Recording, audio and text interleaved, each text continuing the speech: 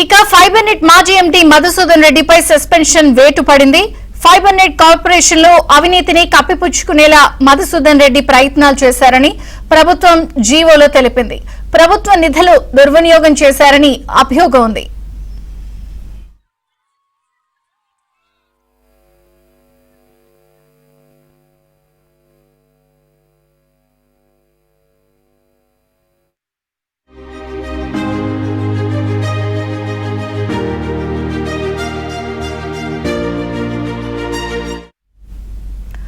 Fibre net మాజీ MD Madhusudan రెడ్డిపై suspension వేటు పడింది. ఫైబర్ నెట్ కార్పొరేషన్ లో అవినీతిని కప్పిపుచ్చుకునేలా మధుసూదన్ రెడ్డి ప్రయత్నాలు చేశారని ప్రభుత్వం జీవోలో తెలిపింది. ప్రభుత్వ నిధులు దుర్వినియోగం చేశారని అభియోగం ఉంది.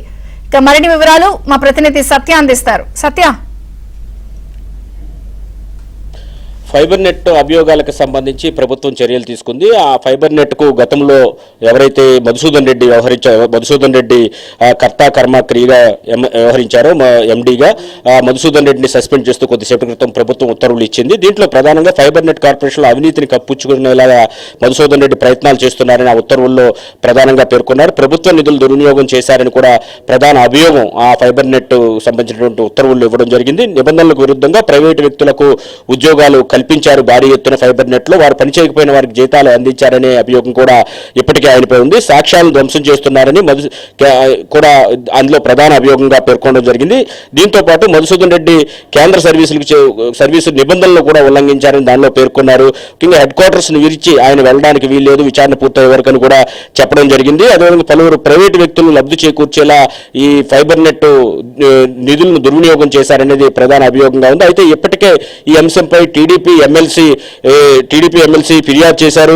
ముఖ్యంగా ఈ ఫైబర్ నెట్ కి సంబంధించినంత వరకు కూడా రామ్ గోపాల్ రెడ్డి ఎవరైతే టీడీపీ ఎమ్మెల్సీ ఉన్నారో గతంలో సచివాలయంలో సీఎస్ కు ఫిర్యాదు చేశారు. దీనిపైన ఖచ్చితంగా విచారణ జరిపించాలని ఆయన కోరడం జరిగింది. సుమారు 800 కోట్ల రూపాయల నష్టం వాటిల్లేలా ఫైబర్ నెట్ ఎండీ కావచ్చు, ఆయన బంధువులు అక్కడ పనిచేస్తున్న వారందరూ కూడా వ్యవహరించారని ఆయన ఫిర్యాదు చేశారు. దానిలో భాగంగా ఫైబర్ నెట్ అంశం పైన కూడా సంబంధిత శాఖ మంత్రి బీసీ జనార్దన్ రెడ్డి అక్కడ మైక్రో లెవెల్ ఆడిటింగ్ నిర్వహించాలని కూడా నిర్ణయించారు. దానికి సంబంధించి ఆడిటింగ్ నిర్వహించకంటే ముందే, అంటే ప్రభుత్వం మారే సమయంలోనే చాలా ఫైళ్లు అక్కడి నుంచి బయటకు తరలిపోయాయని అనుమానాలు వ్యక్తం అవడంతో వెంటనే ఆ ప్రాంతాన్ని కూడా సీజ్ చేసిన పరిస్థితి అయితే ఉంది. దానిపైన మైక్రో లెవెల్ ఆడిటింగ్ కూడా ఇప్పటికే ఆదేశించిన నేపథ్యంలో ఈ మొత్తం వ్యవహారంలో ఫైబర్ నెట్ ఎండీ అయినటువంటి మధుసూదన్ రెడ్డి ప్రమేయం ఖచ్చితంగా ఉందని నిర్ధారణకు వచ్చిన ప్రభుత్వం ఆయన్ను సస్పెండ్ చేస్తూ కొద్దిసేపటి క్రితమే ఉత్తర్వులు వెలువరించింది. చివరకు ఫైబర్ నెట్ కనెక్షన్లను గ్రామాల్లో ప్రభుత్వ ఆఫీసులకు ఇస్తున్నామని చెప్పి వైసీపీ నేతలు ఇళ్లకు ఇచ్చారనే ఆరోపణలు కూడా అప్పట్లో టీడీపీ నేతలు చేసిన పరిస్థితి అయితే దీని మీద విజిలెన్స్ అండ్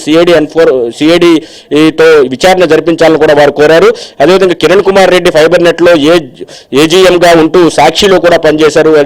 గత ముఖ్యమంత్రి సీఎం జగన్ కు సంబంధించినటువంటి సాక్షి పత్రికలు కూడా పనిచేశారని వారు నాడు ఆరోపణలు కూడా చేసిన పరిస్థితి అయితే ఉంది. ఒకే వ్యక్తి 2 చోట్ల జీతాలు ఎలా తీసుకుంటారని కూడా వారు ప్రశ్నించారు. ఈ కుట్రలో మొత్తం మధుసూదన్ రెడ్డి అదేవిధంగా అతని సోదరుడు శ్రీనివాసరెడ్డికి కూడా భాగస్వామ్యం ఉందని అప్పట్లో వారు ఇచ్చినటువంటి ఫిర్యాదులో కూడా పేర్కొనడం జరిగింది. సోషల్ మీడియాలో కూడా వైసీపీకి అనుకూలంగా పోస్టులు పెట్టారు. ఇందులో పనిచేసే వాళ్ళు చాలా మంది, వాళ్ళ మీద ఎలాంటి చర్యలు కూడా తీసుకోలేదు కాబట్టి ఇమీడియట్ గా మైక్రో లెవెల్ ఆడిటింగ్ కూడా చేయించాలని చెప్పారు. Fibre net MD Madhusudan Reddy Tirupati collector కార్యాలయం ఎదురుగా 7 లెమన్ ట్రీ పేరుతో 7 స్టార్ హోటల్ నిర్మిస్తున్నారు. ఈ సొమ్ములు ఆయనకి ఎక్కడి నుంచి వచ్చాయనేది కూడా విచారణ చేయించాలని ప్రధానంగా ఆరోపణ చేసిన పరిస్థితి ఉంది. కడప పులివెందుల ప్రాంతానికి చెందిన దాదాపు 500 మందిని ఫైబర్ నెట్ లో ఉద్యోగులుగా చూపించారు. వారు ఎక్కడ పనిచేస్తున్నారు ఏంటనేది ప్రస్తావించలేదు. వీరందరికీ కూడా ప్రతి నెల జీతాలు వెళ్తున్నాయి కానీ ఆ నిధులు ఎక్కడికి పోతున్నాయి అనేది కూడా ఎవరికి తెలియని పరిస్థితి ఉంది. దీనిపైన కూడా పూర్తి స్థాయి విచారణ చేయించాలని ప్రభుత్వం నిర్ణయించింది. మొత్తం మీద ఫైబర్ నెట్ వ్యవహారంలో పూర్తి స్థాయిలో మైక్రో లెవెల్ అబ్జర్వ్ చేస్తే మధుసూదన్ రెడ్డి ప్రమేయం ఉన్నట్టు స్పష్టంగా తేలడంతో ఆయన్ను సస్పెండ్ చేస్తూ కొద్దిసేపు క్రితం ఉత్తర్వులు ఇచ్చారు. త్వరలోనే శాఖాపరమైన విచారణ ఏసీబీ ద్వారా కానీ లేదా సిఐడి ద్వారా కానీ ఫైబర్ నెట్ మీద విచారణకు ఆదేశించే అవకాశాలు ఉన్నాయి. కాబట్టి ఖచ్చితంగా ఈ ఫైబర్ నెట్ లో అవకతవకలు జరిగాయని ఏదైతే ఎమ్మెల్సీ ఫిర్యాదు చేశారో దాదాపు 800 కోట్ల రూపాయల అవకతవకలు జరిగాయని చెప్పారు. అదేవిధంగా ఫైబర్ నెట్ ను ఒకవైపు నిర్జీవంగా చేస్తూ ఫైబర్ నెట్ కనెక్షన్లు గ్రామాల్లో పూర్తిగా తగ్గించేశారు. కావాలనే ఫైబర్ నెట్ సంబంధించిన ఇతర పరికరాల కొనుగోలులోనే వీళ్ళు కుంభకోణానికి పాల్పడ్డారా, లేకపోతే ఎంప్లాయీస్ కి సంబంధించిన దాంట్లో కూడా కుంభకోణం జరిగిందా?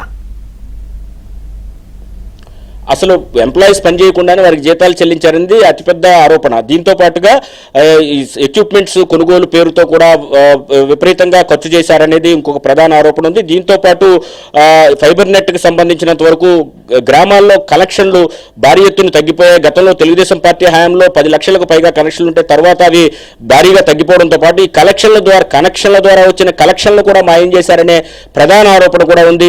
ఈ ఆరోపణలన్నిటి మీద పూర్తి స్థాయిలో విచారణకు మైక్రో లెవెల్ ఆడిటింగ్ చేయాలని కూడా నిర్ణయించిన నేపథ్యంలో ఆ విషయంలో ముందుకు వెళ్తున్న తరుణంలోనే మధుసూదన్ రెడ్డి పాత్ర ఇందులో విస్మరించలేదని భావించి ఆయన ఇమీడియట్ గా సస్పెండ్ చేశారు. ఆయన హెడ్ క్వార్టర్ దాటి వెళ్లొద్దని కూడా ఆదేశాలు ఇచ్చారు. త్వరలోనే సిఐడి విచారణకు కూడా దీని మీద ఆదేశించే అవకాశాలు అయితే రాష్ట్ర ప్రభుత్వం వైపు నుంచి ఉన్నట్టుగా మనకు తెలుస్తోంది. అదే సమయంలో ఈలోగా శాఖాపరమైన విచారణకు కూడా పూర్తి స్థాయిలో సన్నద్ధమవుతున్నట్టు